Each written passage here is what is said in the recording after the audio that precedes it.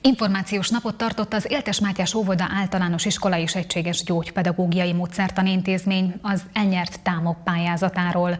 A projekt célja, hogy Miskolc térségében segítse azoknak a pedagógusoknak a szakmai fejlődését, akik sajátos nevelési igényű gyerekekkel foglalkoznak. A projekt mintegy 24 millió forintos Európai Uniós támogatással valósult meg.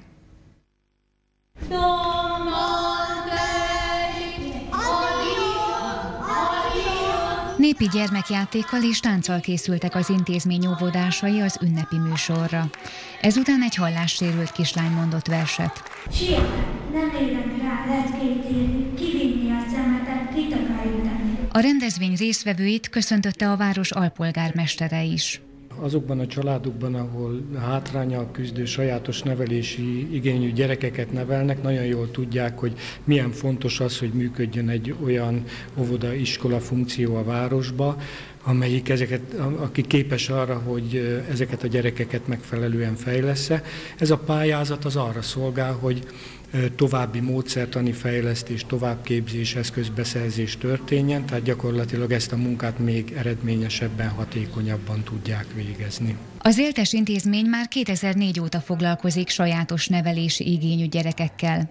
A mostani pályázat a folytatása egy korábban elnyert gyógypedagógiai fejlesztésnek, amely a szülőket is segítette. Ebbe a pályázatba szintén ezeket a szolgáltatásokat kívánjuk továbbfejleszteni. Eszközöket tudtunk vásárolni, vagy tudunk majd vásárolni ebből a pályázatból, méghozzá olyanokat, amit a integrált gyerekek fejlesztésére tudnak felhasználni az udazó tanárok, a korai fejlesztőbe, akik járnak fejlesztésekre. Szeretnénk gyakorlati segítséget adni. A pályázaton nyert pénzből közel 100 pedagógus vehet részt 2 továbbképzésen, amelynek segítségével új nevelési módszereket sajátítanak el. A szakértők és tanárok látványosabb eredményt képesek elérni a sajátos nevelési igényű gyerekeknél.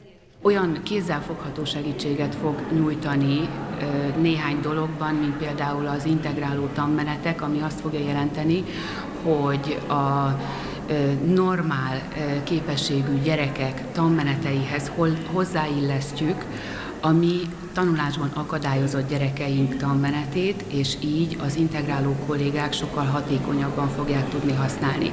Ehhez kapnak a feladatlapokat is az órai munkához, tehát mintegy kiegészítve a tananyagot. Az intézményben tanórákon kívül is tartanak foglalkozásokat.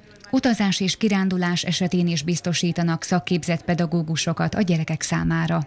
A tanórákon kívül fejlesztő foglalkozásokon vesznek részt a gyermekeink. Van, akiket gyógypedagógusok készítenek fel, van, akiket pedig fejlesztő pedagógusok oktatnak még, és a tanórai munkájukba a tanítónéniket és a tanárnénik munkáját segítik, kiegészítik. Az intézményhez már 8 együttműködő partner csatlakozott, többek között általános iskolák, óvodák, megyei szakszolgálati intézmények, tanácsadók, amelyek kiegészítik egymás tevékenységeit. Azok a gyerekek, akik az ő növendékeik lesznek, akár óvodában, akár az iskolai részben, nálunk előzőleg szűrőként megjelennek, hiszen mi vagyunk azok, akik előzetesen bevizsgáljuk őket, és küldjük a szakértői bizottsághoz, ahol megvizsgálják őket, és olyan szakértői vélemény készül, ami alapján az iskolában, illetve az óvodában tudják alkalmazni az egyéni fejlesztési terveket. Tehát tulajdonképpen hierarchikusan épül egymásra itt tulajdonképpen a szakszolgálat, illetve az egyminél részben az iskola, illetve a további szolgáltatások sora. A projekt április 1-én kezdődött, és várhatóan 2013. szeptember 30-án ér véget.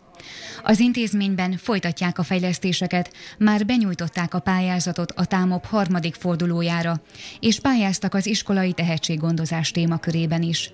Emellett pedig egy közel 50 millió forintos támogatású, innovatív iskolák fejlesztését segítő pályázati kiírásra jelentkeztek.